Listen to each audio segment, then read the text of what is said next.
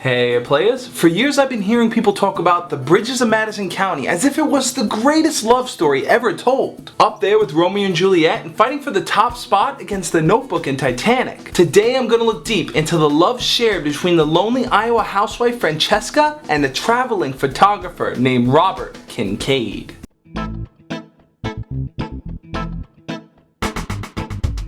Of course, I went into this as a skeptic. I was convinced it was no different from every other typical romance novel. But what really made me question the fabric of this story was the author's introduction way before the story began. He spoke about how he actually met with Francesca's children and pieced together the story based on artifacts they found.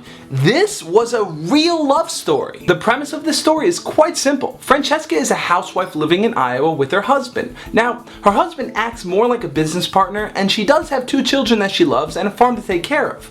But it's a pretty simple, straightforward life. But this standard life of a regular housewife is completely flipped around when he shows up. Robert Kincaid is what I would describe as an alpha male. He's a man of the land, a traveling photographer who has an eye for beauty and has a solid physical frame. The novel takes place in only 4 days. 4 days is all it took to realize that they completed one another. Robert Kincaid made her feel like a real woman. Every time they were together, he completely encapsulated her. Unlike most guys, he took the time to notice all of her.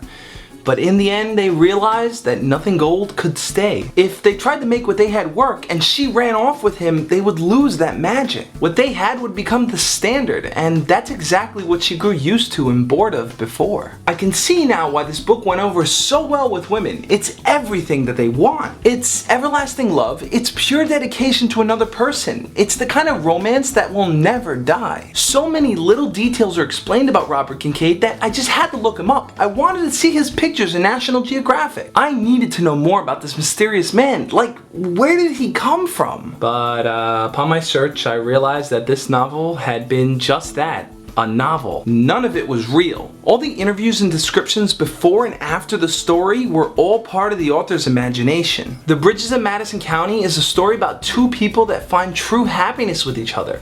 And although life shows us that the most important thing is not always to be happy, we can always wish and dream that Francesca and Robert Kincaid were. Like this video if you believe that true love and happiness do exist. Leave a comment letting me know. Would you be willing to give up the life that you have now just for the person that you love? And subscribe to the channel for more book reviews and critiques on what love is. As always guys, love and peace.